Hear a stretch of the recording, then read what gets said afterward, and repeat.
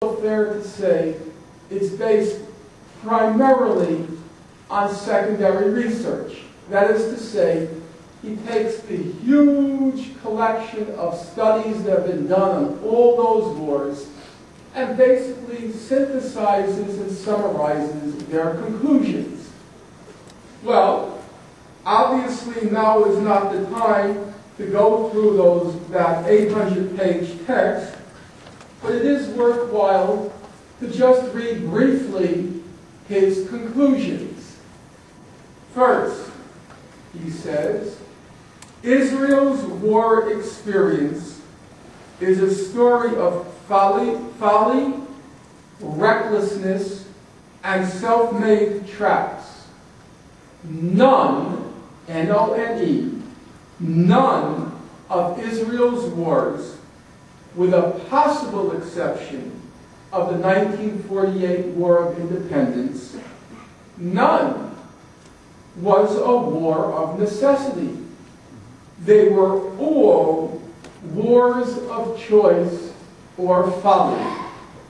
That's his conclusion. 48, 56, 67, 73, 82, none, with the possible exception of 48, was a war of necessity. They were all wars of choice by Israel. That's the record on war. What's the record on peace? This is what he has to say. Israel's decision makers were as reluctant when it came to making peace as they were daring and trigger-happy when it came to making war. The official Israeli decision makers typically did not initiate peace overtures. Most of the peace initiatives in the Arab-Israeli conflict came either from the Arab world, from the international community, or from grassroots and informal channels. When Israel was willing to take risks for peace, these usually paid off. The Arabs showed a remarkable tendency for compliance with their treaty obligations. In quite a few cases, it was Israel, rather than the Arabs, that violated formal and informal agreements. You often hear the question, if Israel signs an agreement with the Arabs, can you trust them? Well, the rational response is, look at the historical record. The historical record shows the Arabs showed a remarkable tendency for compliance with their treaty obligations. In quite a few cases, it's Israel who violated the agreements. The rational question then would be, if Israel and the Arab countries or Arab leadership sign an agreement, the rational question is, can you trust Israel? That's not a rhetorical question. That's a question based on looking, which is what rational people are supposed to do, looking at the historical record. Let's now turn to the current situation.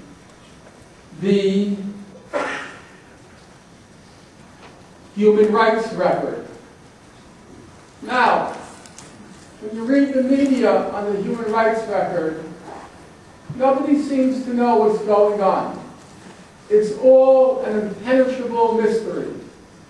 Whenever some Palestinians are killed, whenever their homes are bombed, you have a reporter currently, it's Ms. Isabel Kirshner. And first Ms. Kirshner from the Times, she interviews the Israelis, asks them what happened. The Israelis, being the Israelis, saying, well, we were targeting terrorists. And then she asks the Palestinians say they were civilians. At that point, we're all supposed to throw our hands in the air in despair. Who knows who's telling the truth? Well, nowhere else in the world is that standard used.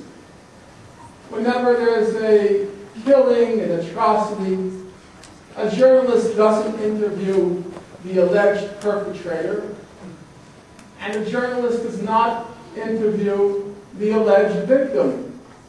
The journalist goes to the reputable human rights organization and asks, what happened? Namely, the human rights organization which has a track record for honesty, integrity, and accuracy. That's what you're supposed to do. So, let's look at that record, not on the basis of what the Palestinians say, not on the basis of what Israel says. Let's look at what human rights organizations have to say. It's an interesting story. First of all, Israel-Palestine is probably the most heavily monitored area in the world by human rights organizations. There are the big organizations, Amnesty, Human Rights Watch, but then there's a whole slew of local organizations, mostly but not entirely Israeli. The best known being B'Tselem, the Israeli Information Center for Human Rights in the Occupied Territories. There's the Public Committee Against Torture in Israel, Pt.3, Physicians for Human Rights in Israel, and the list is quite long. Each of these organizations puts out voluminous reports. It's very difficult for the ordinary mortal, that is to say, the non-Noam Chomsky among us. It's very difficult for the ordinary mortal to keep up with this vast proliferation of reports, human rights reports on the occupied territories. So you have a vast number of reports, a large number of organizations. You would expect, you would think, that different organizations might reach different conclusions about what's happening.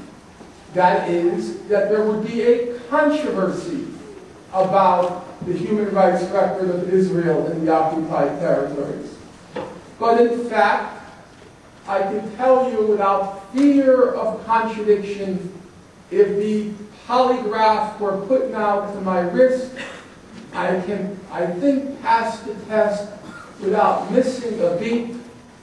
I went through, for a book I was writing, I went through 20 years of human rights reports from 1987 to the present, thousands and thousands of pages of human rights reports, and my most striking finding, apart from the remarkable endurance I displayed, my most striking finding was, over a 20-year period, tens of thousands of pages by a score of different human rights organizations, there was only one case of one incident on one afternoon in one city where two human rights organizations disagreed about what happened.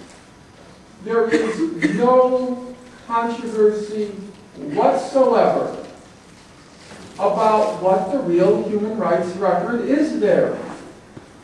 All right, what does that mean in practice? Let's, in keeping with my rule thus far, we'll stick only to the most controversial, allegedly controversial issues. So I began with the settlements, the borders, Jerusalem. We then moved in the historical part to the question of the wars and the refugees. And now, for the human rights part, let's look at the most controversial issue. The question is the question of terrorism. Well, in January 2006, the Islamic movement wins an election in the occupied territories. It's said to be the freest and fairest election ever held in the Arab world, which isn't the highest standard, but nonetheless, it remains the case among those certifying the transparency